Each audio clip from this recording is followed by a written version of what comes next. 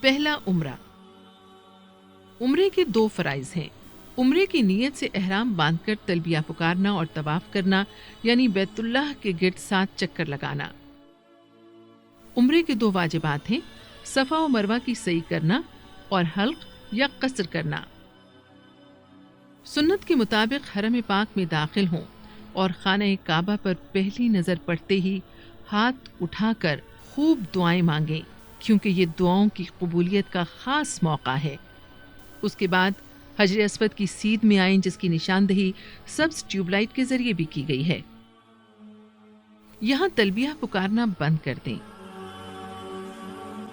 مرد احرام کے اوپر والی چادر سیدھے ہاتھ کی بغل سے نکال کر بائیں کاندھے پر ڈال دیں، یوں ان کا دایاں کندھا کھلا ہو جائے گا۔ اسے استباء کہا جاتا ہے۔ یہاں کھڑے ہو کر خانہ کعبہ کی طرف منہ کر کے طواف کی نیت کریں۔ اے اللہ، میں آپ کی رضا کے لیے عمرے کے طواف کی نیت کرتا یا کرتی ہوں، اسے میرے لیے آسان فرما دیجئے اور قبول فرما لیجئے۔ اس کے بعد بسم اللہ اللہ اکبر کہتے ہوئے حجر اسود کی طرف ہتھیلیاں کر کے چوم لیں۔ اسے حجر اسود کا استلام کہا جاتا ہے۔ اس کے بعد طواف شروع کر دیں اور دوران طواف مسنون دعائیں زبانی یا دیکھ کر پڑھیں۔ ربنا آتنا في الدنيا حسنة وفي الآخرة حسنة وقنا عذاب النار۔ یہ دعا رکن یمانی اور حجر اسود کے درمیان پڑھنا سنت ہے۔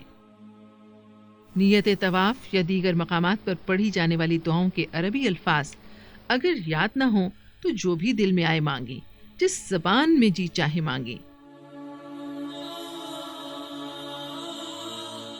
آپ کو خانہ کعبہ کے گرد 7 چکر پورے کرنے ہیں اور ہر چکر کے بعد استلام کرنا ہے۔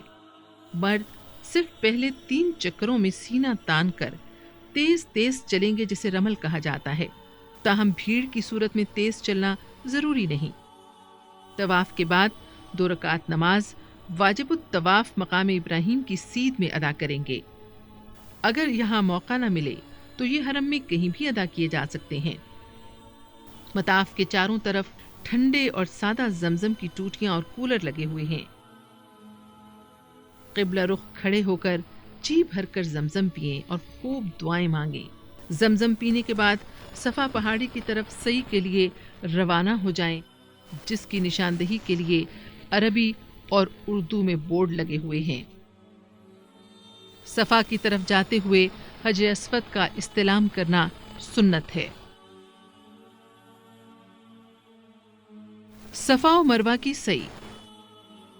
صفا پہنچ کر آپ سعی کی نیت کریں اور مروہ کی طرف چلیں۔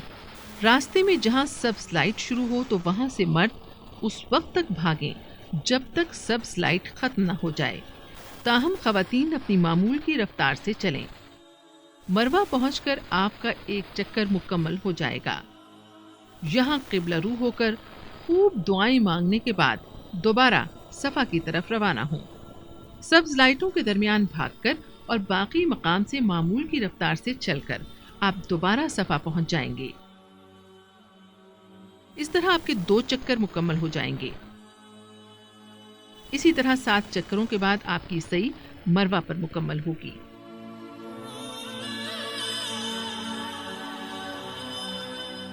حلق یا قصر۔ سعی کے بعد مرد حضرات حلق یعنی سر کے بال منڈوا کر یا قصر کروا کر حالت احرام سے باہر آئیں گے۔ عورتیں قصر یعنی ساری چٹیاں پکڑ کر سر کے دائیں بائیں اور پیچھے 3 حصے کر کے ہر حصے سے انگلی کی 1 پور کے برابر یا کچھ زیادہ بال کاٹ کر حالت احرام سے باہر آ جائیں گی، اور یوں آپ کا عمرہ مکمل ہو جائے گا۔